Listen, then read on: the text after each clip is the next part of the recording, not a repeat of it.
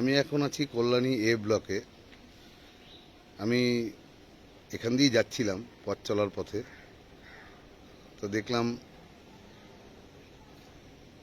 বাগান বাড়ির মতন, মানে বিশাল অট্টালিকা না, যেমন গ্রাম্য বাড়ি হয় ঠিক সেরকম কল্যাণী লোকনাথ সেবাশ্রম। বয়স্ক প্রতিবন্ধীদের থাকা খাওয়ার সুব্যবস্থা আছে। এক দিদি একা এটা পরিচালনা করছেন, কিন্তু ওনার পাশে কেউ নেই যে ওনাকে একটুখানি সাহায্য করবেন। এখনো মাটির সেই এত বড় উঠান আর কুঁড়ে ঘরের মতন রান্নাঘর। কুকুরদের সেবা করেন। প্রায় এখানে কুকুরগুলো কোথায় চলে গেল, প্রায় 20-25টার মতন কুকুর উনি ডেলি দুবেলা করে খাবার দেন।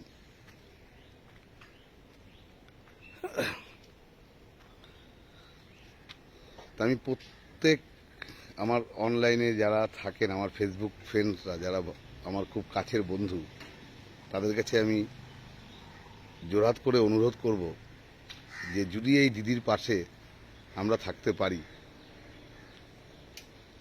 তাহলে দিদি সম্পূর্ণ বিনা পয়সায়, সম্পূর্ণ বিনামূল্যে আজকের এই সময়ে যে এত বড় একটা কাজ করছেন, তার জন্য আমি এসে গর্বিত। আমি দিদির সাথে একটু কথা বলবো। দিদি রান্না করছেন। নমস্কার। হ্যাঁ, হ্যাঁ দাদা। তারপরে আমি ভেতরটা দেখাবো, যেখানে বৃদ্ধরা তাদের বাড়ি ছেড়ে, বলবো না ছেলেমেয়েরা তাড়িয়ে দেয়, সেটা বলবো না, এমন একটা সময় আসে যে বয়স হলে তারা একাকী বোধ করে। সেই একাকী বোধের পাশে যদি কেউ হাত বাড়িয়ে আসে, অনেক বৃদ্ধাশ্রম আমি গেছি, অনেক বৃদ্ধাশ্রম আমি দেখেছি, সেখানে টাকা একটা ডোনেশন, যেমন আমি বরানগরে এক বৃদ্ধাশ্রমে গেছিলাম, 5 লাখ টাকা ডোনেশন, 5,30,000 টাকা ডোনেশন, 30,000 টাকা ফেরত হবে না, মাসে 8,000 টাকা। হ্যাঁ, নন ভেজ ভেজ, এরকম একটা পার্থক্য ডিফারেন্স আছে। তো সত্যি এই গ্রামের বাড়িতে আমি এসে আমি নিজেও খুব আমার ভালো লাগছে। আমি পরে রাস্তাটা দেখাবো, কল্যাণী এ ব্লক। আমি দিদিকে একটু বলবো, দিদি আপনি কতদিন ধরে এই এটা সেবামূলক কাজ করছেন? দীর্ঘ 18 বছর, 2007-8 রেজিস্ট্রেশন করিয়েছি এনজিও, আর হচ্ছে তারও 2 বছর আগে থেকে করা হয়েছে আমার এখানে। আচ্ছা, মানে আগে 10 বছর আমি ভাড়া বাড়িতে ছিলাম, তারপরে এটা কি আপনার এই যে পুরো বাড়িটা, এটা কি সম্পূর্ণ আপনার নিজস্ব?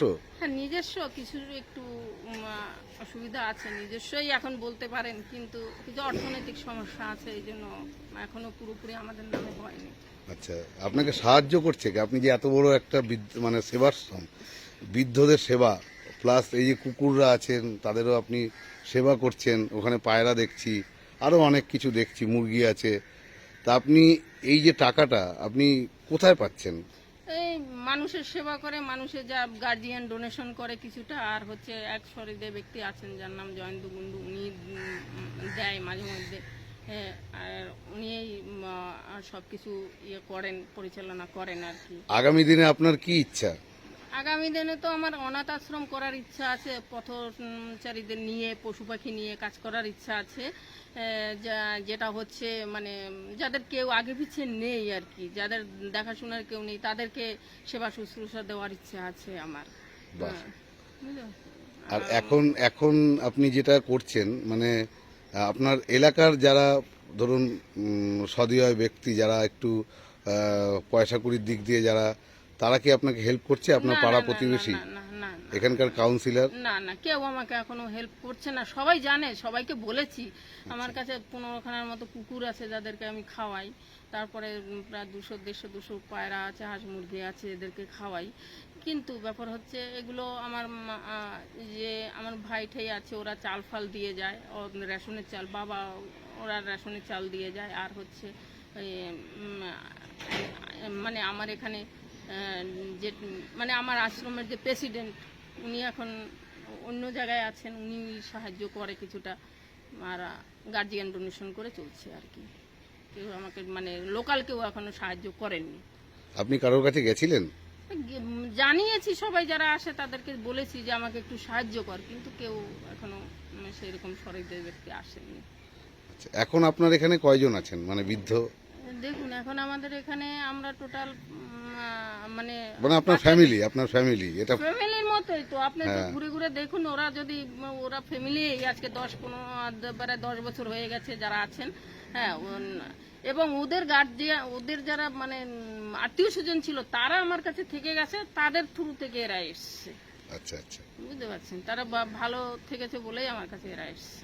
দিদির সাথে কথা বলে খুব ভালো লাগলো। আমি একটু ভেতর দিকে যাব, যেখানে এখন যারা বৃদ্ধরা আছেন, 2-1 জন বাড়িতে গেছেন, আর 2-3 জন মনে হয় আছে, আমি ঠিক জানি না, আমি দেখছি।